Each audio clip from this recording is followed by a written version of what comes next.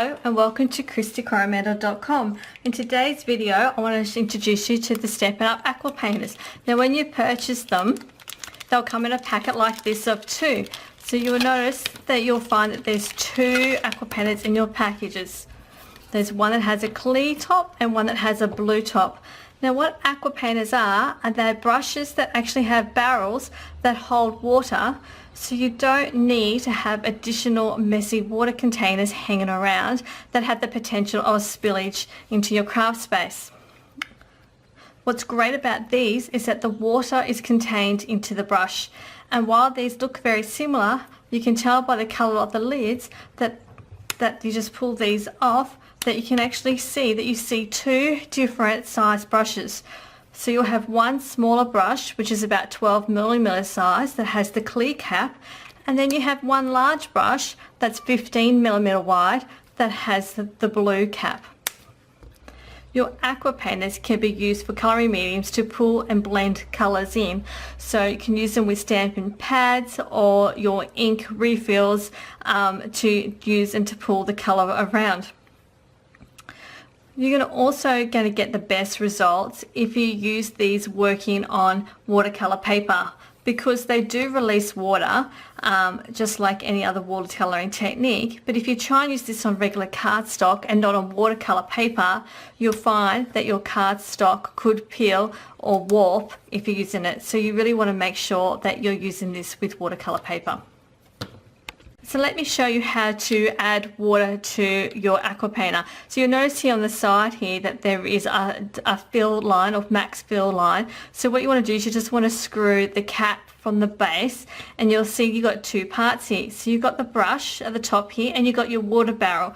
So what I usually like to do is just go to my kitchen or bathroom sink and put a very light stream of water, and I just then fill it in through the top to the max level right there. To get your brush ready for use, you want to have a paper towel handy, and you want to squeeze the barrel of your brush, and what it does, and what you can probably see, is that it sends water up to your brush tip, and then you're going to keep going and moving your brush tip around on your paper towel so you can actually see that you've got some water into the tip. If you squeeze too hard, you're going to get water squirting out, so you're going to get too much water pumping out. So you really want to be gentle with the amount of pressure that you do put in there. The barrel here holds about 8mm of liquid, so you can do quite a bit of watercolouring liquid with just one fill of your barrel here. So let me show you a quick and easy technique to use with your watercolor, and you will be able to find some more details further on my site in some other online classes. So I've just gone and stamped an image using my black archival ink, or you can use StazOn ink right onto some watercolor paper. So I'm just going to grab one of my Stampin' Up! Classic ink, which I've got crushed curry here. So I'm just going to push on the edge here, and you'll notice that this now adds colour to my lid. So I'm just going to lightly push some water down onto my thing and just move that colour around, so you can see that I've now got some colour on my brush. And then I'm just going to colour in my image here. So you can see the longer you paint, the lighter your colour will become, so then you can come back in and just add more colour in. So what's nice about this technique is, because it is watercolour on watercolour paper, that the colours don't streak, and they actually just blend really beautifully, as this is what we call a watercolour technique. So I'm then just now going to be adding colour over the top of colour to add a bit of dimension. So as you can see here down the bottom, I'm just applying more and more colour, and you can see how that's gone darker down the bottom there as we go around.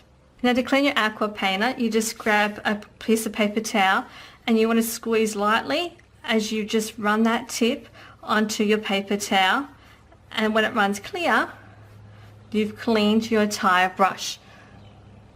Now this ink happened to not stain the tip of my brush, but some of my old ones you'll see will have the tip can actually stained. And that will be actually fine, because as you keep going, and as long as it runs clear, then there's nothing wrong with your brush. You can continue using your aqua painter. So don't worry if it does then stain, because it does not impact on the watercolouring technique at all. So you might also decide to choose, you fill your aqua painter not with water but also with bleach to actually do some great bleaching techniques. Now if you are going to fill it with something other than water, you might want to designate that painter as for bleach. So you want to use a permanent marker or to label that to show that this has bleach in it, or designated for water or bleach, because once you have bleach in the barrel, it can be hard to actually eliminate that out of the barrel. In terms of storing your aqua painter, what I like to do is I actually like to unscrew the tip to get out my water, because if you leave the water in the barrel for any length of time, it can get musky and the water can start to smell and the brush can get musty. So I usually like to empty out my barrel and then remove the brush tip and then leave them out to dry until I'm ready to use them for my next project.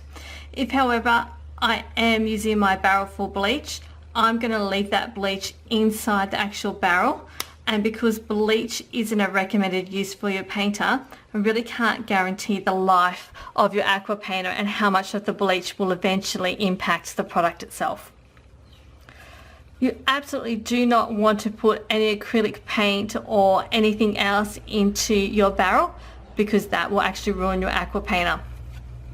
So there you have it, an introduction to Stampin' Up! Aqua Painters, a really wonderful, portable and easy tool to create watercolouring effects on your cards and on your paper craft project.